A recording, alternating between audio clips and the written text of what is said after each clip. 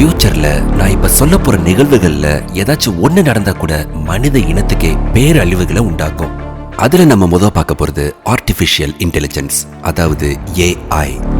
கடந்த சில ஆண்டுகளாவே ஏஐயோட ஆதிக்கம் எந்த அளவுக்கு இந்த உலகத்துல இருக்குங்கிறது நம்ம எல்லாருக்குமே தெரிஞ்ச விஷயம்தான். அப்படிப்பட்ட ஏஐனால இந்த மனித இனத்துக்கே ஒரு பேரழிவு வர்றதுக்கான வாய்ப்பு இருக்குன்னு சொன்னா உங்களால நம்ப முடியுதா?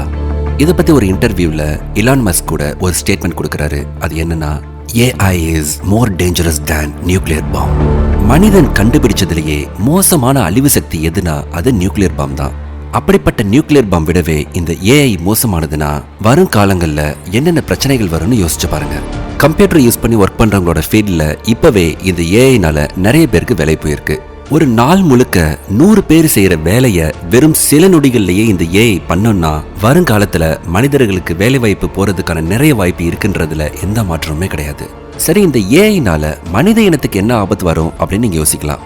உதாரணத்துக்கு, ஏஐ பயன்படுத்தி நிறைய நாடுகள் ரொம்ப ஆபத்தான ஆயுதங்களை தயாரிக்கலாம். இந்த ஏஐ மூலமா இல்லாத ஒன்றை இருக்கிற மாதிரி உருவாக்கி ஒரு தனி நாடு மேல வெறுப்புணர்வை கொண்டு வந்து இதனால போர் வர்றதுக்கான வாய்ப்புகளும் உருவாகலாம். நம்ம மொபைல்ல ஏஐ பயன்படுத்தி நிறைய விஷயங்களை யூஸ் பண்றோம். ஆனா இதை தவிர்த்து ஆழ்ந்து யோசிச்சு பார்த்தோம்னா இவ்வளவு பிரச்சனைகள் வர்றதுக்கான வாய்ப்புகள் நிறையவே இருக்கு.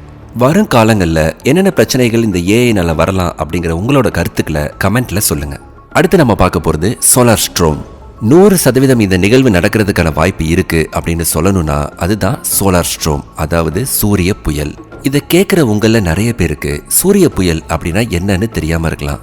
சூரியன்ல இருந்து வெளிப்படும் வெப்ப ஆற்றல் 11 வருஷத்துக்கு ஒரு தடவை அதிக அளவுல எனர்ஜியை வெளிப்படுத்தும். அதைத்தான் சூரிய புயல் அப்படின்னு சொல்றோம்.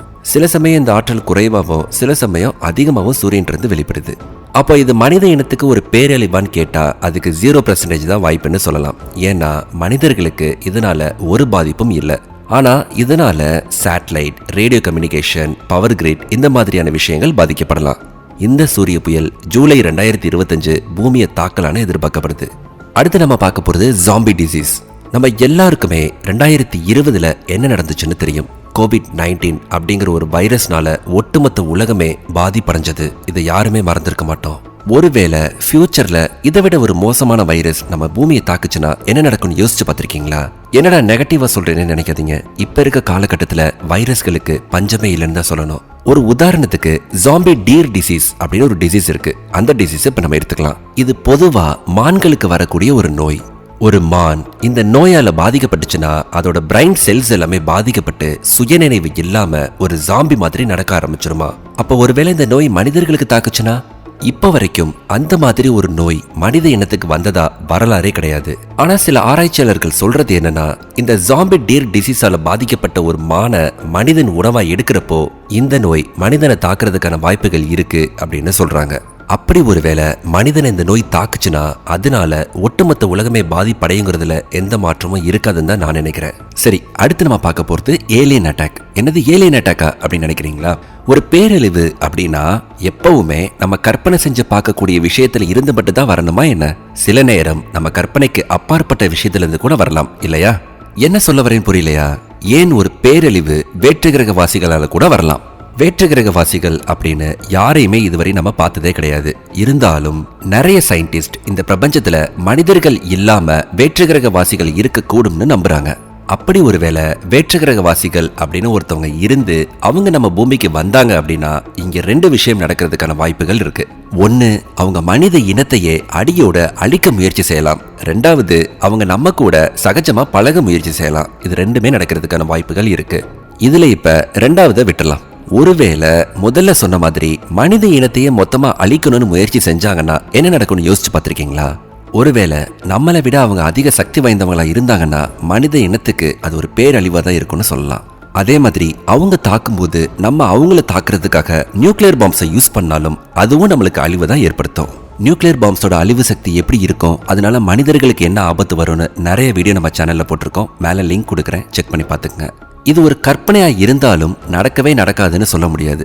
சரி, அடுத்து நம்ம பார்க்க போறது பயோ இன்ஜினியர்ட் வைரஸ். அதாவது நீங்க H5N1 வைரஸ் பத்தி கேள்விப்பட்டிருக்கீங்களா? இதுதான் பறவை காய்ச்சல் நோயை உண்டாக்குறதுக்கு காரணமான வைரஸ்.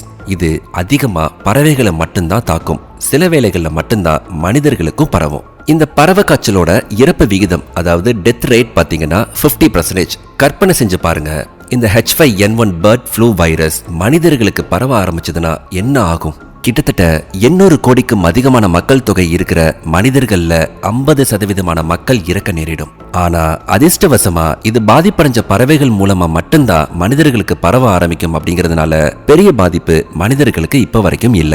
ஒருவேளை சில ஆராய்ச்சியாளர்கள் இந்த வைரஸை பத்தி ஆராய்ச்சி பண்ணும்போது இதோட தன்மையை மாத்திட்டாங்கன்னா, அதாவது இது பறவைகள் மூலமா மட்டும்தான் பரவும் அப்படிங்கறத இல்லாம காற்று மூலமா பரவும் அப்படின்னு மாத்திட்டாங்கன்னா, மறுபடியும் இந்த உலகம் COVID-19 மாதிரி இன்னொரு பயங்கரமான நோயை சந்திக்க வேண்டியதா இருக்கும். COVID-19ஓட இறப்பு விகிதம் அப்படிங்கிறது வெறும் 3.5% மட்டும்தான். ஆனா அதுக்கே நம்ம உலகம் எப்படிப்பட்ட விளைவுகளை சந்திச்சது அப்படின்னு நம்ம எல்லாருக்குமே தெரியும். அப்படி இருக்கும்போது H5N1 மாதிரியான வைரஸ் பரவுச்சுன்னா அதோட விளைவுகளை நம்மளால கற்பனை கூட செஞ்சு பார்க்க முடியாது.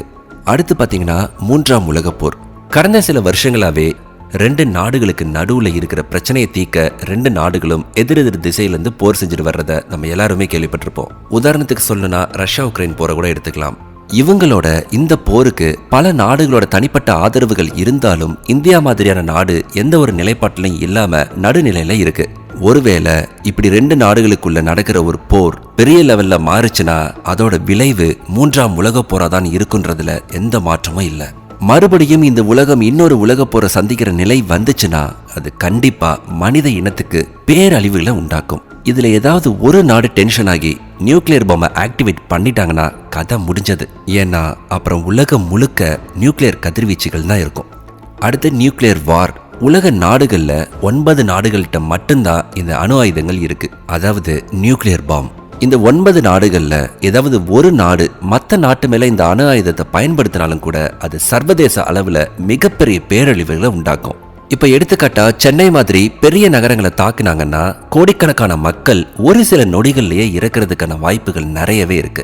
ஒருவேளை இந்த அணுகுண்டு தாக்குதல்ல இருந்து உயிர் பிழைச்சாலும் கூட அணுகுண்டுகளோட கதிர்வீச்சுல இருந்து கண்டிப்பா தப்பிக்கவே முடியாது. ஆனா இப்படி ஒரு தாக்குதல் நடக்கிறதுக்கான வாய்ப்புகள் ரொம்பவே கம்மி தான். ஏன்னா இந்த தாக்குதல் நடந்துச்சுன்னா அதிகப்படியான கதிர்வீச்சுகள் உலகம் முழுசுமே பரவும். இதனால உலகத்துல இருக்க எல்லா மக்களும் தான் பாதிக்கப்படுவாங்க. அடுத்து நம்ம பார்க்க போறது சூப்பர் வல்கனோ. சரி, இப்ப கற்பனையவே விட்டுறலாம். மனிதர்கள் எவ்வளவுதான் தொழில்நுட்பத்துல வளர்ச்சி அடைஞ்சிருந்தாலும் இயற்கைக்கு முன்னாடி மனிதர்களால ஒன்னும் செய்ய முடியாதுங்கிறத யாருனாலையுமே மறக்க முடியாது. அப்படி இயற்கையால மனிதர்களுக்கு ஒரு பேரழிவு ஏற்படும்னு சொன்னா அதுல எரிமலைகளுக்கு ரொம்பவே பெரிய பங்கு இருக்கு. எரிமலை வெடிப்புகள்லாம் பூமியில நடந்துட்டு தானே இருக்கு. இதனால என்ன ஆகும் அப்படின்னு நினைக்கிறீங்களா? நான் சொல்றது சூப்பர் வல்கனோ. இப்ப வெடிச்சிட்டு இருக்க எரிமலைகள் எல்லாமே இந்த சூப்பர் வல்கனோஸோட கம்பேர் பண்ணும்போது ஒரு சாதாரண சின்ன எரிமலைகள் தான். இப்ப எடுத்துக்காட்டா யூஎஸ்ஏல இருக்கிற லா கிரேட்டா, லாங்வில்லே, எல்லோஸ்டோன், இந்தோனேஷியால இருக்கிற டோபா சூப்பர் வல்கனோ, டாம்பரா, இந்த மாதிரி கிட்டத்தட்ட 20 எரிமலைகள் இந்த பூமியில இருக்கு. இதெல்லாம் சாதாரணமா ஃப்ரீக்வெண்டா வெடிக்காது.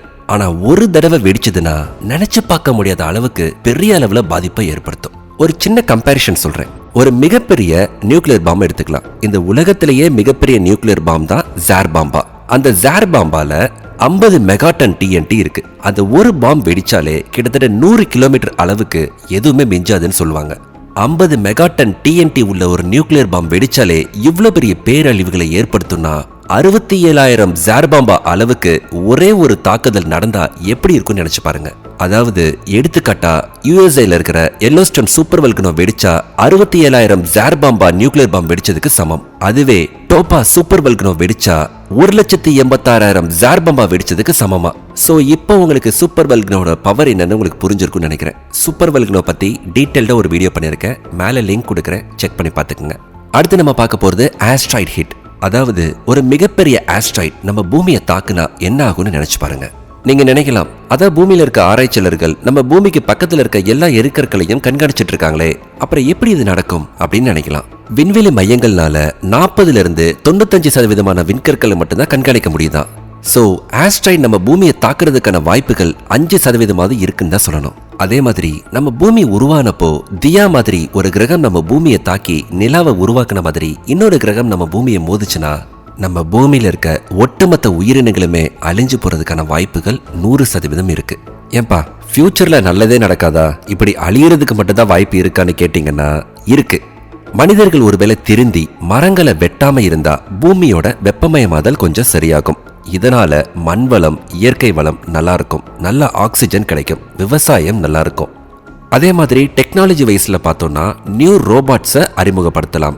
அந்த ரோபாட்ஸை நல்ல விஷயத்துக்கு சரியான முறையில் பயன்படுத்தினா எல்லாருமே நல்லா இருக்கலாம். சரி, நம்ம மேலே பார்த்த விஷயத்துல எது நடக்கிறதுக்கு அதிகமான வாய்ப்புகள் இருக்கு அப்படிங்கிற உங்களோட கருத்துக்களை கமெண்ட்ல சொல்லுங்க. இந்த பதிவு உங்களுக்கு பிடிச்சிருந்தா இந்த வீடியோக்கு ஒரு லைக் பண்ணிட்டு நம்ம சேனலை மறக்காம சப்ஸ்கிரைப் பண்ணிக்கோங்க. நன்றி.